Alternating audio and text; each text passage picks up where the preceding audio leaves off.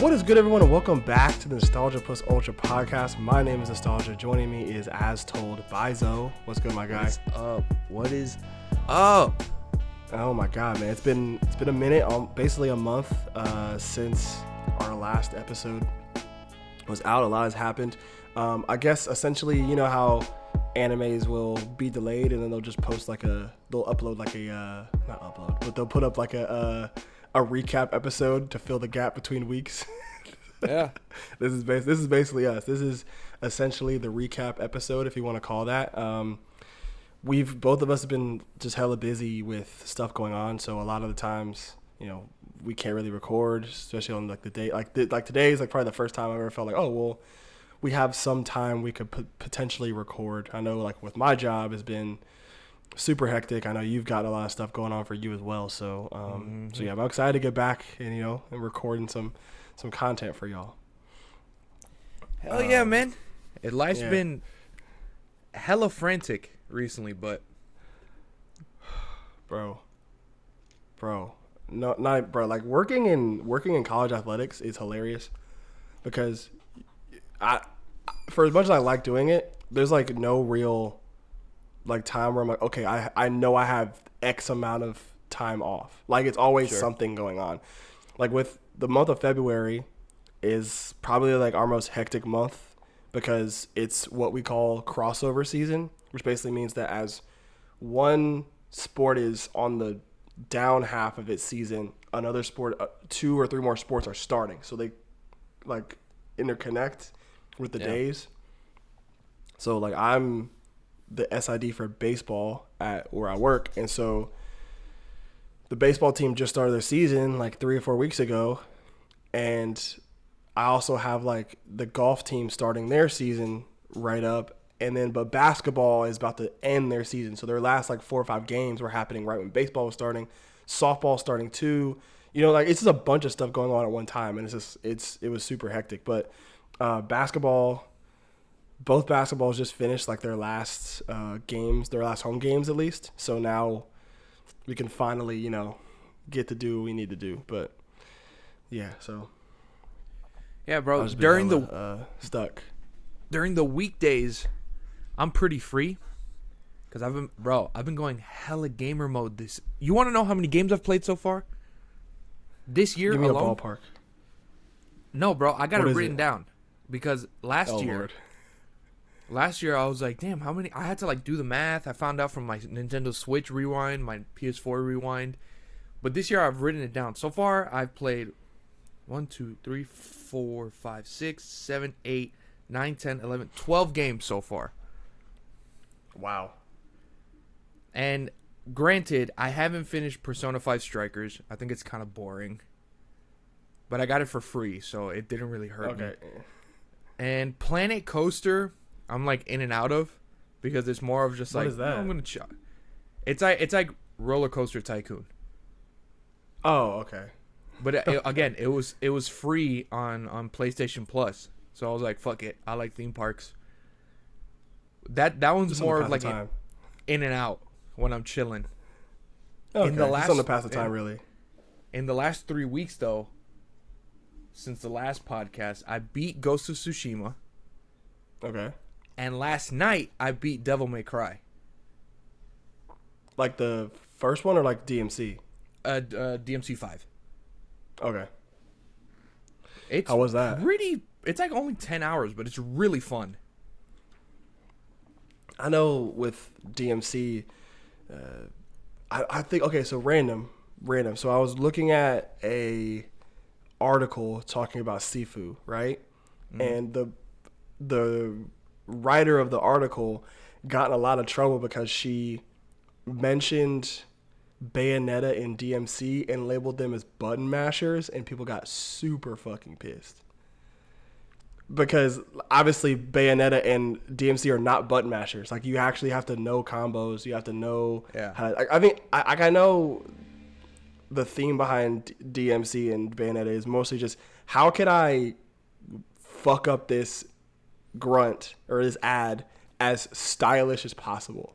Yeah. You know what I'm saying? And it's so like that doesn't require it doesn't button mashing is not a part of that is what I mean. So like I know she got in deep shit for that. So I know like the combat in DMC is probably like a really fun aspect of that whole thing. It's probably the main thing, isn't it? Oh, it's 100% the main thing. And then like as you progress along the story, Devil May Cry 5 is super crazy because you play as 3 different characters and they all have different play styles. Yeah. Like you start off as Nero and his sword has a motorcycle thing and you can like charge it up. But he's also missing his right arm. So Nico, who's like a gunsmith, makes different arms and they all have different powers. But if you use the arm too much, it'll blow up. So each level you have 5 or 6 different arms and they all have different powers and they all do something different. And then you can load up his gun and it'll shoot differently. And then you can unlock different combos and you have to hold R1, back, square. It's almost like a fighting game. Yeah. So so the button mashing thing is not even close to accurate. And then Dante's thing is he has 4 different swords. By the end of the game, he has 4 different swords. He has his regular sword, the dual wield motorcycle sword can we talk about that really fast, really quick? What the fuck is that? Okay, so I'm playing the game, and it's a boss fight, and the boss in the cutscene before the fight throws a motorcycle at Dante, and he cuts it in half. And you're just like, okay, that's like cool Hideki Kamiya cutscene, like whatever. You beat the boss, and then in the cutscene, Dante's like cutting his armor up, and a piece of the armor gets close to the motorcycle, and then they like kind of fuse, and then Dante looks at the camera and goes, and starts cutting up the guy, and then all the shit goes to the motorcycle, and then it becomes this fucking badass motorcycle with like 2 swords on it. And then you're like, okay, cool.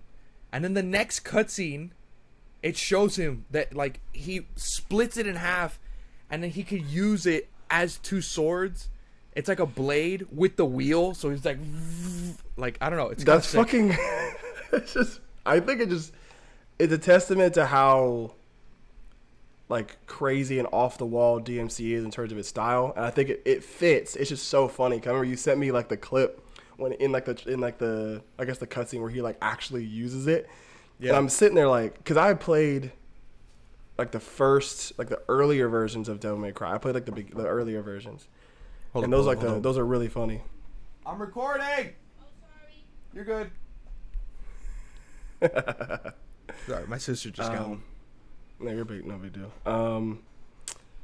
Okay, so we're all good. And we're back. Okay. I played the earlier versions of DMC. And so those are really fun too. It's really, off the wall in terms of style. They really leaned into it like super hard when it came to, I guess, DMC from the clips I saw and other gameplay things. Like even the other characters, like the ones that aren't directly like affiliated, because obviously you have like Virgil, you have Dante, you have Nero, right? His name? Mm-hmm. Yeah. And then you have that other guy that has like the familiars, like the demon familiars, like the bird. V, yeah. So like his whole gameplay style. His whole gameplay style is crazy because you fight with the familiars, and then they can't kill because of something. So you have to press O. And that's the only way you can kill. And if you don't do it in time, something happens. It's all 3 characters have a different play style, so you're never bored. You're never like, wow, this is so repetitive. That's good. I mean, I might depending on how I'm looking as far as my free time, which is, not that much. I may pick up a game myself. So I know I texted you about it. So Destiny is in its new expansion. I have yet to play it because, again, crossover season. So I'm like super stressed out with all that. And I haven't been able to play at all. But from the gameplay, it looks like it's probably one of the best like expansions yet. Like, this is like coming from somebody that's like played it for a while, and the Taken King, which is like the first big expansion from Destiny 1, was like one of the coolest expansions ever. But this one, again, I think anytime they make their expansion about like the Hive, which like a certain enemy in Destiny. So anytime they make their expansions about the Hive, it's always a banger expansion every time. It's like you saw it with. So you have Destiny 1, you have Crota's End, which is like you're fighting this guy Crota who has like this big ass sword. You kill him. The Taken King is basically the father of Crota is pissed off that you killed his son, so now he's trying to kill you. You know what I'm saying? And like he has like a new, I guess, enemy type that he's created called the Taken, where like they're like these other versions of these more aggressive and different, like scarier versions of the other enemies you may fight, like Legion and Fallen, other stuff like that. So it's really cool how they did that for D1. This one again is the Witch Queen, which is like for some reason I'm blanking on the Taken King. The main boss is Crodix. That's his name, Crodix.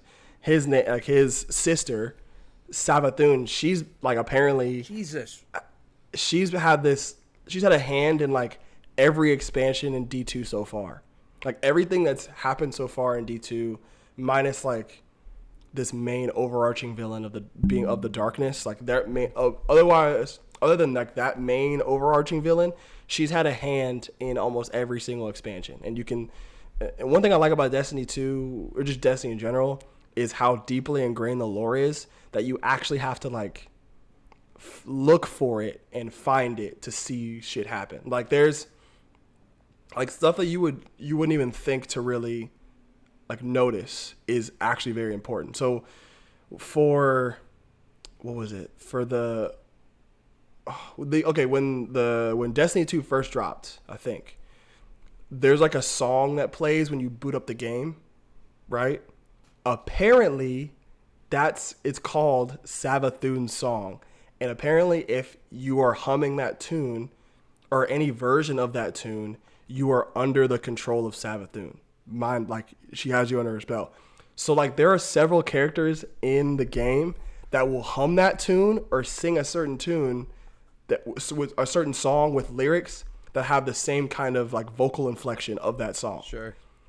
So it's like, so you'll be like walking around the tower, you'll be in the middle of a mission and you hear one of your like main characters has a lot of voice lines, is very prevalent in the show, in the game, will sing that tune.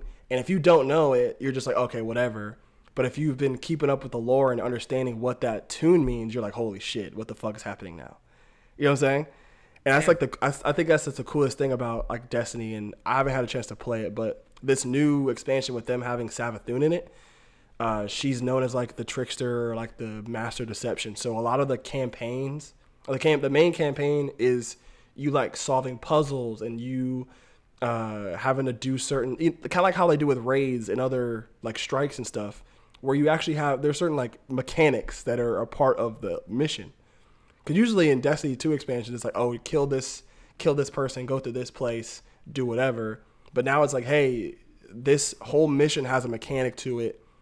Also, you have to solve this puzzle at the same time. You know what I'm saying? It's crazy. So I'm super excited to play it. I haven't gotten a chance to yet, but I'm just super excited to, finally try to be able to boot that up. Damn, that sounds cool. Yeah. I saw a TikTok the other day and I forgot to send it to you. What was it? Some guy saying like, what I think about you based off your favorite shooters. And then Call of Duty was one, and Battlefield was like, oh, I'm very sorry because the last game sucked. But when it got to Destiny, it was like he was like, are you okay? No, like seriously, are you okay? No, really. Like, you can tell me. Are you okay? I forgot to send it to you. That's funny. I don't know. I think the people that are hardcore into Destiny will probably that joke will probably hit a lot harder. For me, I was more of a casual player, Sure. and I love the fact that Destiny has the ability to play casually. You know what I'm saying? You can do it. Like, obviously, I'm not gonna be able to do everything. I would want to do everything. I just don't have the time to. So, like, that's just one of those things where a more deeply invested person in Destiny would probably actually have that. Would think that would be really funny. Sure. What was I say? Oh, also, I restarted Final Fantasy 15. Nice. 15. Yeah. I think, yeah, Final Fantasy 15. Yeah, the game is so much fun. Like, I don't know why I stopped playing it, but the game was so much fun. It's so fun. I would say it's a bit, and it's weird for me to say this because Final Fantasy games are usually long. Like, Final Fantasy games are like roughly around 50 to 60 hours. Mm-hmm. I for some reason, maybe I have to play through it again because when I first got it, I wasn't that big of a Square Enix shill.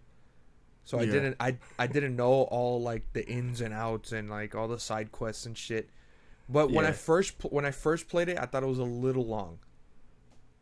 Like, I noticed. Yeah, it can get long, and what I've been trying to do is do a little bit more side quest stuff, and also to load my guy up. That way, I'm not going into because I keep forgetting. I did this on my last playthrough too. When you go to when that little boy when you go to the hotel, right, early in the game, you go to that hotel, and that little boy says, "Hey, there's a legend about a sword behind a waterfall." You remember that one? Yeah. That like little dungeon you gotta go to get like the armature weapons, right? So the one about the sword, you go to that one. Immediately when you get even in close proximity to the waterfall, around this time you're supposed to be around level 15, I think, 15ish, because like the final boss you fight in there is level 16, so it's Sure. not that bad, right?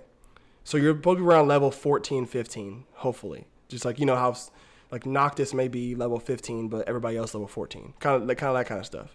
Yeah. So upon arriving, there's that big ass serpent that's level 21. First off. Yeah.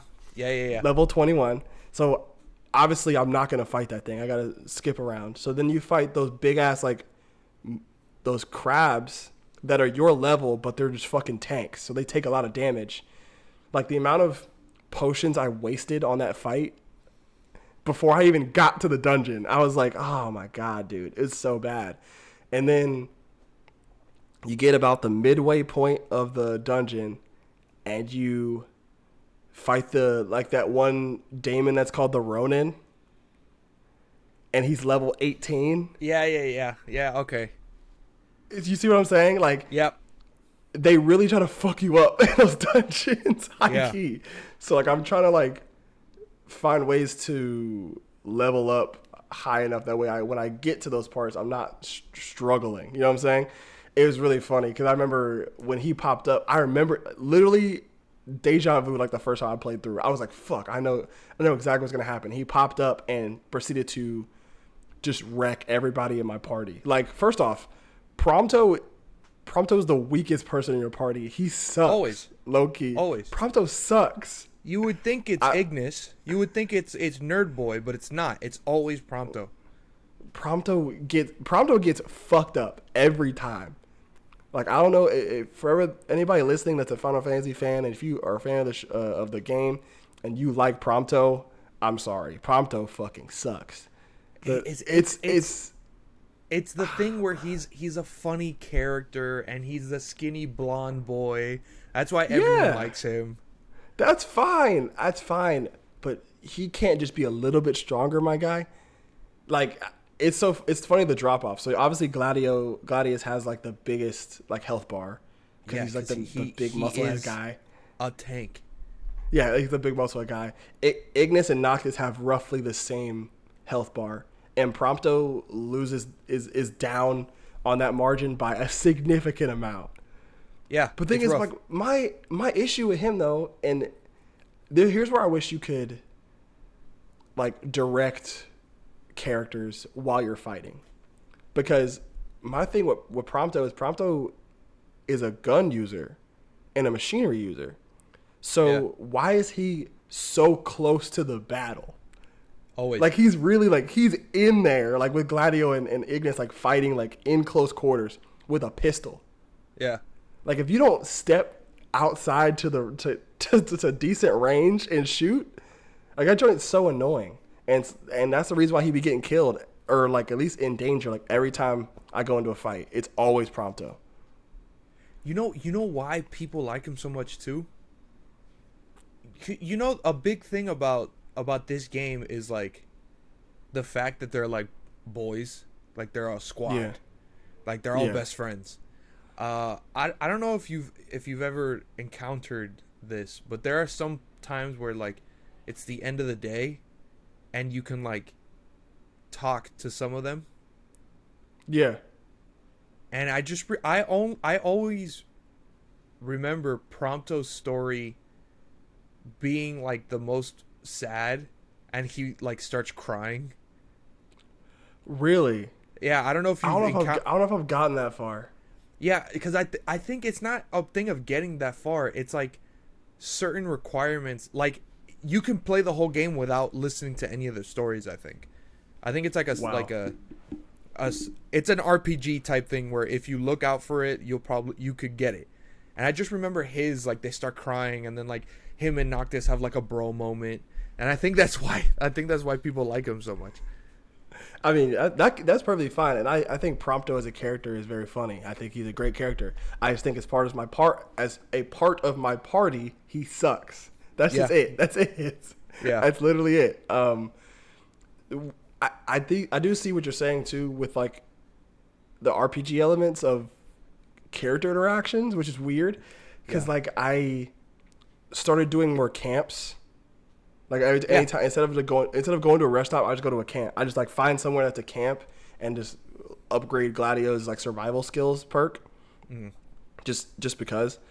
And so more often than not, you'll get a request to do like an activity with one of the people in your party. Like with Ignis, it was you had to cook something for breakfast. Yeah. Yeah. With Prompto, it was come attract this big ass monster into frame. That way you can take a picture up close and personal with it. You know what I'm saying? It's like just small stuff like that. So which I didn't get a chance to do my first time playing through the game because I just wasn't looking out for it. Like anytime it was dark, I was like, okay, I'm gonna go to a rest stop. And half the time I didn't visit any of the rest stops in the area, so I'd always end up going back to fucking what is the name of that place that you first get to? That like with the garage. I forgot what it's called too, but I was gonna say the garage with Girl Sid. Yes. What is that? Yeah. I can't remember the name, but you know exactly what I'm talking about. Yeah, it's been 5 years since I've played it, so. But yes, that's, and I used to just do that. But now I'm like, okay, I'll just go to like a camp and I'll upgrade some stuff. That way it'll be a little bit easier.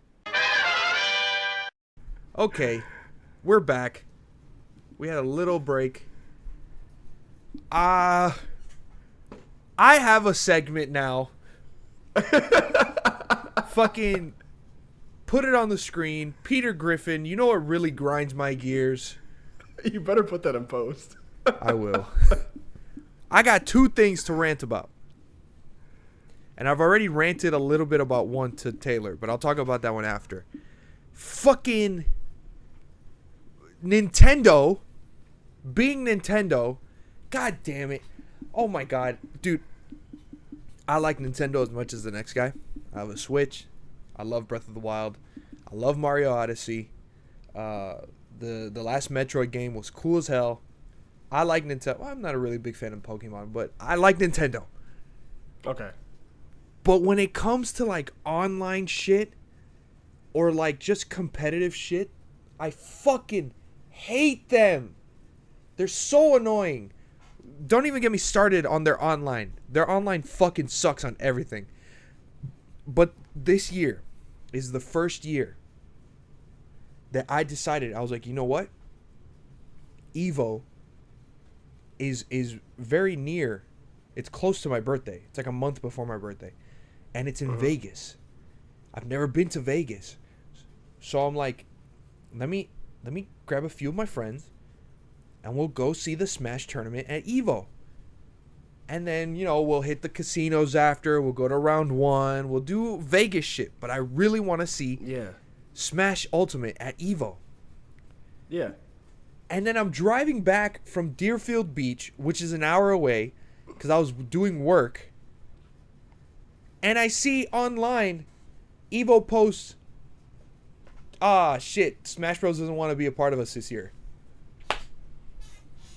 Dude! The only other Smash Bros. Tournament I could probably go to is Summit. No, not Summit. I forgot what it's called. The one in Orlando. But it just happened. So it's not going to happen for like another year. Oh, my God. So, I don't understand. People are saying maybe it's because Evo's owned by Sony now. Yeah, but why does that matter? Why would that matter? That's my question. Why would that matter? I don't think it's because of that. Well, I don't know. Because the thing is, they also don't do Killer Instinct, and Killer Instinct is only Xbox. I mean, I guess. But the thing is, they've had Smash forever now. I think it's because Nintendo doesn't have anything, like, they're not going to make money off of Smash anymore because there's no more DLC fighters. That's it. They're done making content. So I feel like it's a marketing thing, and they're like, we don't have anything to sell, so we don't care anymore. That makes no fucking sense. You have a game that is universally loved by both casual players and competitive players alike. You even shifted the mechanics of the game or the intentions of the game. You think about the Nintendo Directs, like, I don't know how far back you've watched them, and when they started announcing new characters in the recent times, I started watching the Directs. But it could be a fair assumption. I could be wrong. If anybody hears this and wants to correct me, feel free to. But back when the old Directs were happening, I guarantee you that they weren't showing movesets for new characters. For Smash 4, no, they weren't. So with that in mind, you would announce a new character for a more casual player. Once Smash started getting more competitive, they shifted the focus to, okay, let's introduce the movesets, what they can do, all that stuff, because they understood the competitive aspect of Smash Bros. Why would you take that away from the people that put so much into your game? Regardless of if it's an old game or a new game, and I know Nintendo as a company is always focused on like the next IP, the next installment, but they're not making Smash anymore. So leaving it to the fan base that made it so popular in the first place is just the right thing to do. I think Nintendo just had a big issue, I guess for me too, when it comes to just older games, or just doing right by their fans. And I know, like, you're like a huge Nintendo, you're part of the Nintendo cult. I get it, right? Sure. I think that's not fair for somebody like you who puts so much time into Nintendo just for them to be like, nah, I'm good. You know what I'm saying? It makes no sense to me. Yeah, because the thing is, like, there's still going to be Smash Bros. Tournaments all over America, but those are, like, they're not run by Nintendo, or they don't have, like, support from Nintendo. They're all... Which doesn't make any sense either. Okay, but they're all made by the Smash community. Like, so yeah, I'm still going to watch the next Smash Bros. Tournament, whichever it is. But I want to go to one, and going to Evo is like, this is the fighting game tournament. This is where they have the Street Fighter Championship, the Tekken Championship, the Guilty Gear, any fighting game you could think of that's like active right now is at Evo. Why wouldn't you have Smash? It just doesn't make sense. I mean, I get that's, the people that try to turn their nose up at Smash. They're like, oh well, it is at the end of the day, it is a casual party game, which, for all intents and purposes, yes, it is. Like, I'm not debating that fact. Like, at its core, Smash Bros. Was intended to be a very, very casual party game. I get it, right? but you also have a very serious competitive scene within the game. Like, and to just not acknowledge that is not fair. I think I did see something where Nintendo is partnering with Panda Global and doing their own like conjoined tournament that's just for Smash. So I feel like that could be the case where it's like, oh, we don't want to be associated as like another game within Evo's fighting game lineup. We want to be our own like independent fighting tournament, which sure. I guess makes sense. But again, it's Evo. Like I understand. Okay, there's Panda Global, which is Panda Global's huge. I get Panda Global's huge. But do you realize how big Evo is? They did at one point, but you think, do you realize how big Evo is? Like, putting Smash Bros. In Evo is not going to make it any less of a game or any less of an IP. Like, I don't understand that issue. I really don't. I just feel like it's a marketing thing where they have nothing to sell. But, like, what... I don't see how it could hurt being in Evo because, like, it's not like they put any money into Evo. It's like they're not marketing Evo. It's like they're not going to lose money. If anything, someone at Evo can be like, watch a Smash Brothers tournament and be like, oh shit, that looked kind of cool, and then get into Smash. Right. Because then, I don't know. This is a lot of stuff. Nintendo is I think what's funny is Nintendo likes to. This is what a lot of game studios, whenever their fan base is super pissed off, they'll just put something out that just changes their whole perception. Like the Evo thing, people for all yesterday were like, oh, fuck Nintendo. They don't know what they're fucking doing. This and the third. Literally today, new Gen 9 for Pokemon. Like, come the fuck on. And everyone is like, oh my God, look how cute they are. Which, like, yeah, sure, they're all cute, but I'm not going to play Pokemon. Yeah, that joint's annoying. Like, it was in with the Blizzard Activision, like the whole sexual harassment and that whole thing. And then you get to, oh yeah, we're teasing Overwatch 2. It's like, wait, hold on. What about this over here? Here's the difference, though. No one gives a fuck about Blizzard Activision. No, I don't. Nintendo is a different powerhouse. Nintendo has the IP to make people forget. Because not only did they announce Pokemon today, in a few weeks Kirby comes out, and everyone's gonna be like, "Oh my God, Kirby!" You know?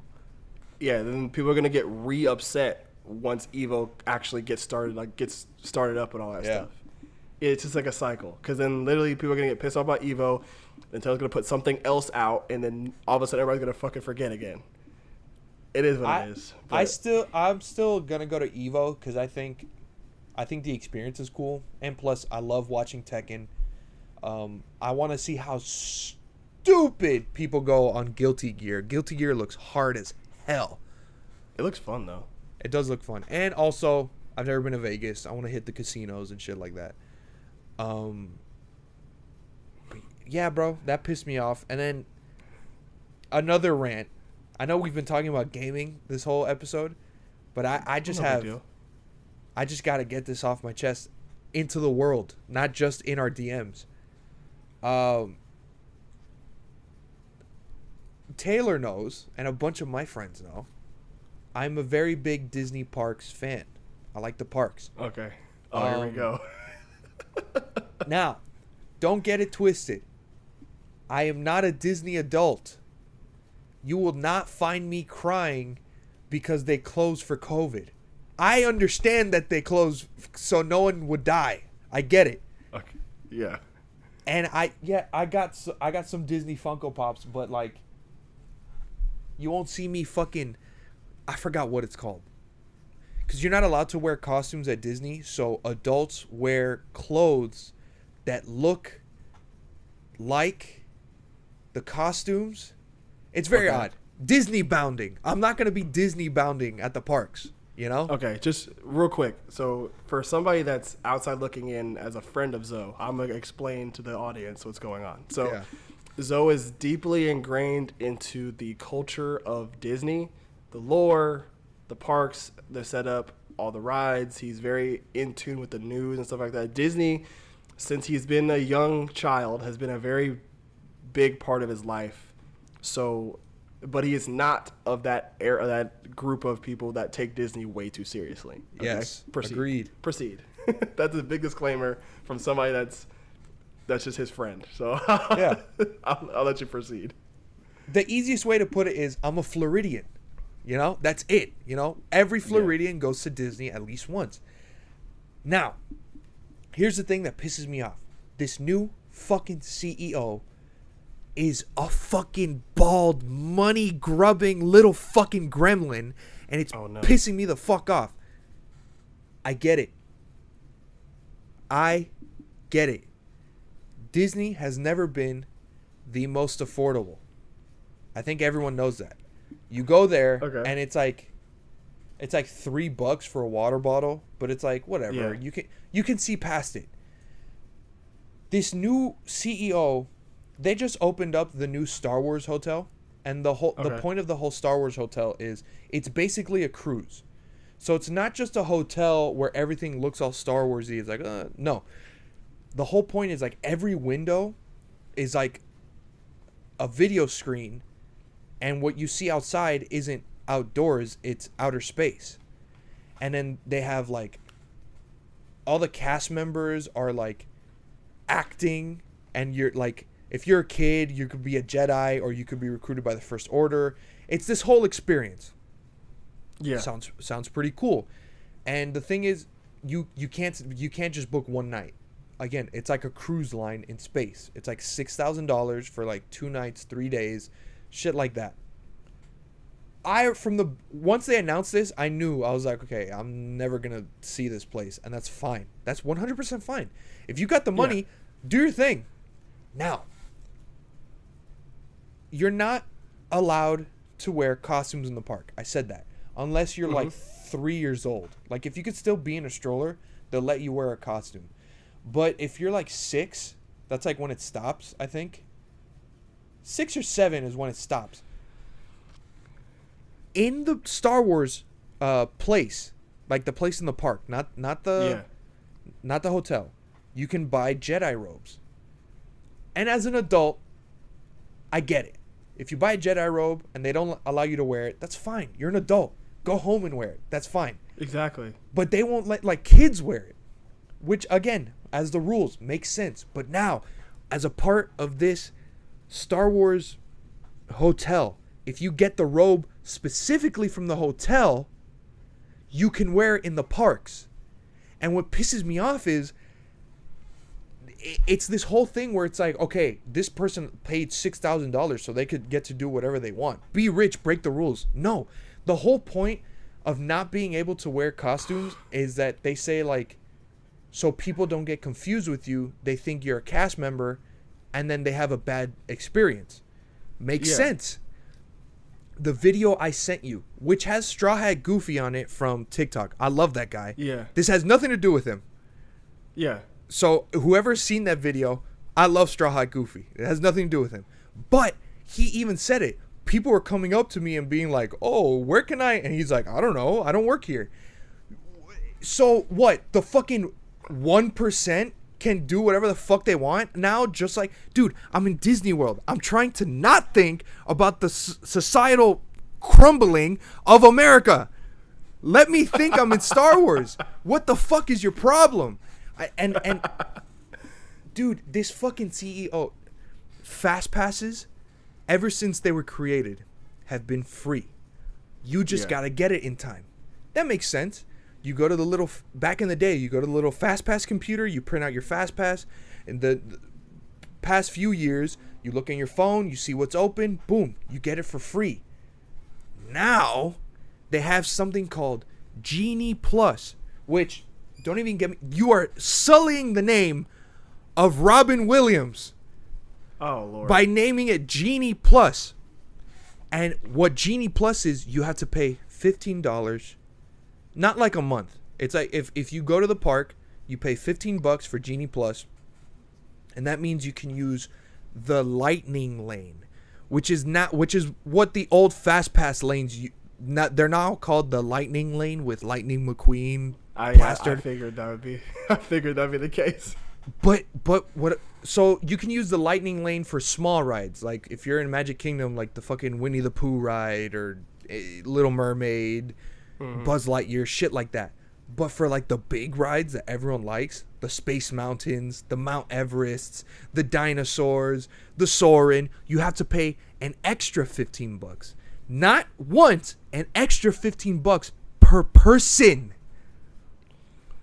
So for people that live in Miami, who are usually Hispanic, that go to Disney with their whole family, because Hispanics have huge families, cannot do Disney Plus or Genie Plus, because you're going to be spending like $200 to go on fucking Space Mountain. It's so fucking annoying. That's so dumb. And then I told you the other day, they opened up Avengers Campus in California, and it looks sick. Dude, every time Disney does something cool, the CEO does something to take like 3 steps back. It's so annoying. Avengers Campus looks fucking dope. It's the first time Disney's ever done something Marvel, because they can't do it in Florida because Universal has the old school comic book Marvel stuff, so they can only do it in California. Okay. The stunt shows are cool. They have the robot of Spider-Man fucking flying across the air. I've seen that. Yeah. The Guardians of the Galaxy ride apparently is super fun. And then they have the Spider-Man ride, which is like, it's a cool idea. It's whoever's been to Disney, it's like Buzz Lightyear, but without a gun. You literally have to use your hand to shoot webs. Oh, that's cool. Yeah, it's pretty cool. But I find out after, it's like you can buy an Iron Man glove at the end of the ride, and if you use it on the ride, you have Iron Man like blasters instead of webs. Which at first you think, okay, again, if you have the money and you do it, yeah, why not? Go ahead, do it. But what they don't tell you is every Disney shooter ride at the end has like a scoreboard, and then they have like winner of the day, winner of the month, top scorer of this hour, like shit like that.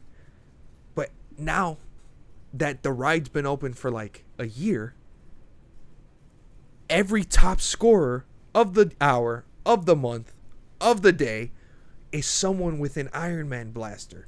So it's the same shit that EA does with Battlefront that you pay to win. It's literally that. It's literally the Iron Man and the rescue blasters give you more points. So this fucking gremlin, and I know people who aren't into Disney, they're probably thinking like, oh, Disney's just always been like this. Dude, I'm telling you, it's never been this bad. It's never been this fucking bad. That's crazy. Fucking, I don't. And then, you know, the whole Disney living thing is weird. The communities. Oh yeah, that's a whole nother thing. I don't think I could do that, honestly. I feel like after a long day's work, if I'm that, like, you know, something could piss me off at work, or I could get really annoyed with something. If I go home and the person that greets me at the gate or whatever to the housing whatever is like Goofy or Donald, I'm gonna lose my fucking mind. And that's no shade to Goofy or any Disney character. I'm just saying that's just not what I want to see when I come home, like, at all. All right, so we are now out of Zoe's rant corner, and so we'll get into, I guess, something that I've kind of been doing. So rare for me, but I have not been watching any anime because I've been so far behind lately. So, but what I have been kind of keeping up with is music, and so 2 albums that I want to talk about. One a little bit more than the other one, but the first one is Few Good Things by Saba. is, so I have it as a 9 out of 10. The only reason why it's 9 out of 10 is there's one song that I don't like as much as the other songs on there, which is fine. But other than that, every single song on there is phenomenal. One thing I can say, and this goes for any rapper across the board. I don't think there's another rapper out there right now that can paint a picture of what they're going through better than Saba can. Oh, Like, dude. it's just so it's gorgeous, phenomenal how he does gorgeous wordplay. Not wordplay, like you're right. It's the way that man could tell us like a story. It's incredible. that. Yeah, I mean I guess the whole theme about it, because one of my favorite albums of all time is definitely Care for Me, and Care for Me is a very soft, somber album that has a lot of, I don't know. One thing that I think is very common amongst all Saba's songs and projects in general is talking about trauma or certain circumstances or certain issues that he faces in his life, but the tone in which they're presented to you is more in a positive tone, like, we're gonna figure this shit out and get up out of here and get to the point where we're all good. Like, Care for Me was dark and it was sad if you really pay attention to the lyrics, like especially the song Prom King, which is one of my favorite songs on the album, but not a song that I really come back to because it's such a very sad song. Like, the first half of it is about going to prom with some girl, but then you get a glimpse as to how life in Chicago is for youth, especially in that time with gang violence and just violence in general. You got just being around a lot of black people in a very, it's a very confrontational vibe sometimes when you're just trying to live your life as a kid. Then you get to the second half of the song where he's basically talking about how his cousin Walt ended up, how they got the news that he might have been killed. So it's one of those things to me where he just does a great job of just presenting these issues, these things that he's going through in a very, I guess, in a way where you can groove to the music, but you're not sad about it. Like, but if you listen to the lyrics, you can feel the emotion. But the way, like, the song "One Way" is my favorite song on the album. It's the second song, my favorite song on the album. It's kind of sad. Like, the first line is, "I feel at peace, but I want to die. It's a one-way street." Like, that's a sad line. Yeah. But the way the beat kind of rides, the way everything like gets presented to you in the song, you groove to it. So, like, I think I do like that song a lot. That song. You see what I'm saying? Like, I think Yeah. one of Saba's biggest talents is the ability to. Oh Lord, are you good? Oh, I started playing the song.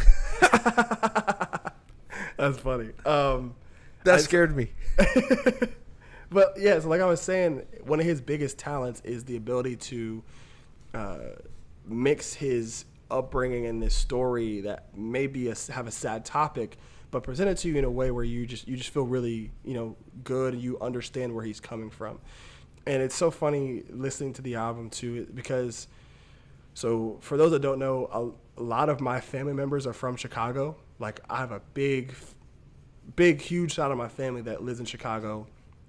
Like, that's where my whole dad's side's from. A lot of them have since moved out and moved to different places. But one thing that's very common among Chicago rappers and just people from Chicago in general is how much they love their city. And you can feel it in this album too. Throughout all Saba's albums is just that love for the city of Chicago, regardless of the situations they were in, and which is situations that nobody wants to be a part of. And there's situations that a lot of my family members have been a part of as well, with like people that on a regular basis, people you're close to, you don't know whether or not they could die the next day to gang violence or to somebody looking at them the wrong way. You know what I'm saying? Like, it's a very hostile environment down there, especially when you don't live in the best of conditions. So, but still finding that love for the city and still understanding how deeply ingrained that city is to some people, especially a place like Chicago, which is a phenomenal place to be. It's just, you can really feel it in that album. And I think it's such a great listening experience all the way throughout. And what's funny is the title fits so well from what Saba is talking about, and just from my perspective, how I kind of interpreted the title "Few Good Things" is, yeah, like a lot of stuff has been going on that's kind of shitty in this life, but there are a few good things you can look at and say, like, this is what's motivating me, this is what's driving me, this is what's getting me out of the situation. So for him, it's the few good things are his, the family and friends that are currently still alive, his love for music, the love for the city of Chicago, the fact that he's hinting the fact that he might be, a father soon. A very few good things are happening in his life that's kind of giving him that motivation to keep pushing forward, keep moving.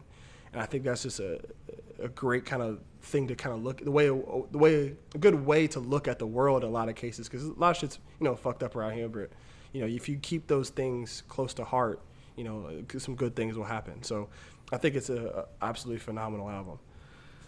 Agreed.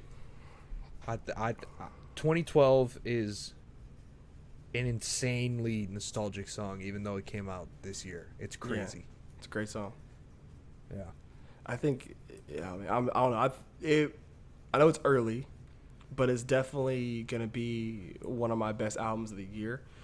Sure. Just because there's the listening experience, just a beautiful, beautiful album. I think he does a phenomenal job with that. So shout out to Saba, man. He's one of my favorite rappers, definitely an underrated artist with few good things. So please go listen to that. And so the second album is Ghetto Gods from Earth Gang, another one of my favorites.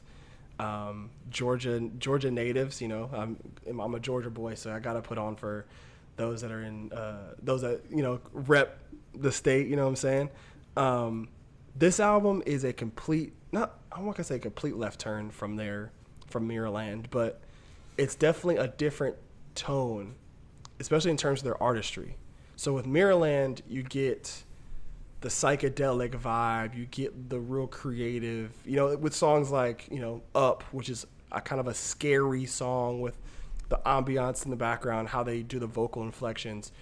You get stuff like This Side, which has like the chill side, and then all of a sudden, they have a beat switch that just blows up and it's really good. You have La La Challenge, where it's just all these different layers of beats together, and what I'm saying, Mirrorland is supposed to make you feel like you're walking into some kind of psychedelic carnival. You know what I'm saying? Like, where some weird shit's happening, right? Ghetto Gods is literally just the both of us are from Campbellton, Georgia, and we're gonna let you know about it. That's one of the biggest things I thought that helped them on this album, is to not go the psychedelic route again, but to kind of just do their own thing, like just do things that artistically make them happy and want to put out stuff. Like with Ghetto Gods, like the biggest like theme of it is understanding the role you play in your society, I guess, in your hood. You know what I'm saying? Basically, like, being that person that everybody looks up to, offering that advice, offering that kind of role model type, even though you yourself might not have all the answers, might not be the best role model, but you're the one that made it out. You beat all the odds. So in the eyes of all the kids and the people that are still living in where you came up, you are in turn viewed like a god, especially when you have a lot of money. So I think that's the kind of theme they're going for, and they do it really well. All the songs are very unapologetically Atlanta. They have a lot of Atlanta features on there as well, some production in too. They have the J. Cole, also Water Boys. So there's two songs I want to talk about. Billy, and I want to talk about Water Boys. So Billy is definitely a song that at first listen I was like, I'm not sure, especially in the beginning half. But when the beat switch and Future comes in, that might be my favorite Future verse, low key, ever. Dog, Future did fucking kill it. He came in and slid, bro. That shit was crazy. And I think in the sample, I just, how me and you are, we're just big sample nerds. Like, if a sample sounds good, if a sample works, and we can kind of tell what's going on in the sample, it makes a song that much better. Having that gospel sample, soul sample in the background, like as it's like underneath the layer, and the beats is super smooth. He's kind of just like kind of weaving through it, and I think I don't know, if Future was on more production like that, I think I would like Future way more. But that's just me. Like, Yeah. that's just me. The beach was crazy, and then Waterboys is just a phenomenal a song. J.I.D. with a great feature. J. Cole. I will say J. Cole's feature run, like the second one this time around, is way more like braggadocious and really showing, like really popping his shit lately. Like all of his feature verses now have been like, instead of him talking about the content and other shit like that and kind of going with the song, now it's just, I have a lot of fucking money. And I think that's fine. I think he's doing a great job with it. Hell yeah. It's always like nice to keep things fresh when it comes to stuff like that. And so I think J. Cole's a great rapper. He does have a line at the end of that Waterboys verse where he says something about how a young dude could try all he wants, but he might not ever reach the level of me. I don't know if that's a shot at JID or it might be a shot at Corday, low key, because I don't think. Why would it be a shot at JID? Because remember how? Do you remember when the Never Story was coming out? Not the Never Story, but his debut, not the debut album, like the debut album on a Dreamville was coming out. Yeah. What's the name of that album? Fuck. I thought it was the Never Story. Was it the Never Story? Okay, it might be the Never Story. But when that album was coming out, when Off D's was released as a single, J. Cole was like, JID's probably the closest like rapper to me. Like he's gonna get to the point where he's the closest as good as rapper as I am. You see what I'm saying? So like that comment was made a while back with JID's like I guess second or first like main debut album was coming out. Sure. So it could be he's like, oh well, he's nice, but he probably won't ever make it to me. And people actually said something to JID like yesterday or a couple days ago where they're like, is that J. Cole verse about you at the end? And he was like, I hope not. But I think it might be Corday just because of the fact that people call him Diet J. Cole. Yeah, because you see what I'm saying. So and we've talked about Corday on this podcast before. We talked about his most recent album and how you know, I think it was funny. Sean C said it best, and I didn't say it on the podcast, but Sean C said that had a funny tweet. He was like, he said Corday's album is okay, but just go listen to J. Cole. Yeah, and so like agreed. I think if that's the case, what people are saying, and J. Cole probably sees the shit. So he's like, well, I mean, if you think Corday is gonna end up being me, he's got a long way to go. That's my that was my whole thing. But yeah, I think that makes more sense.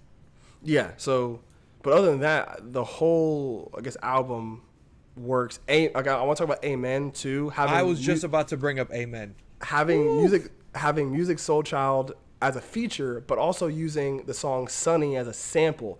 I haven't seen people sample it like that before. Yeah. Like that sample's been used a couple of times. I can't remember the other song has been used, but the way in which they used it this time, it was phenomenal. It was so good. It's such a good song. It made me listen to Just Friends again. Yeah, it's a phenomenal song. I think the only other time I thought they've done it justice was Wale's song The Need to Know. Yeah. With SZA. But SZA just sings another version of it. Like when she just sings it, but instead of saying girlfriend, she says boyfriend, which, you know, it is what it is. But that's like the only other time I've seen like that song done justice, like in a way of a sample. But Amen is a great song. But going back to like the theme of it, I know earlier I said, like, you know, you are this role model, but you don't have all the answers. You don't have all these. You're not the prototypical role model. You're in hindsight, you might not be the best person to look up to, even though you're the one that made it out of your situation and people look up to you, right? Because the last two songs, Strong Friends and Run To, are big examples of that theme, because it's like, Strong Friends is the chorus is basically check on your strong friends, like even though they look like they're fine, they look like they're strong people, they have everything going on, they look like they're kind of battling through some stuff, and they look perfectly fine.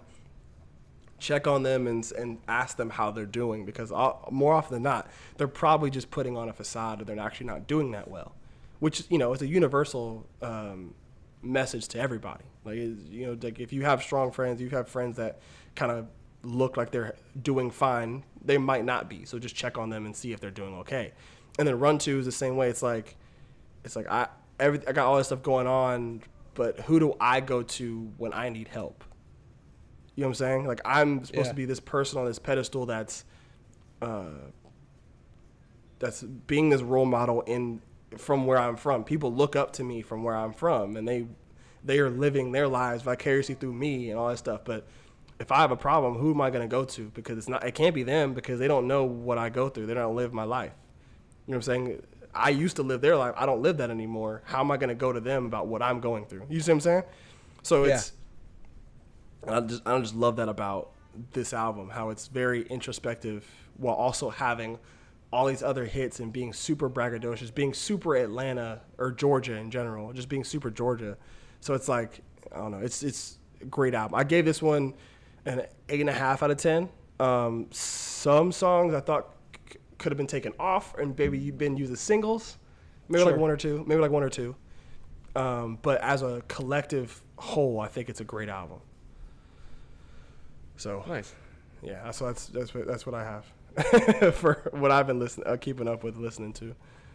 I don't have anything in depth like that, but I think we should start wrapping it up. I'm just gonna say, as a single, listen to The Lodge by Exo Society. It's Rav, Kill Bill, Square, Aerospace. I'm super hyped for their album. And then what I've been bumping a lot is fucking Sweet Tooth by Mom Jeans. That's one of my favorite bands.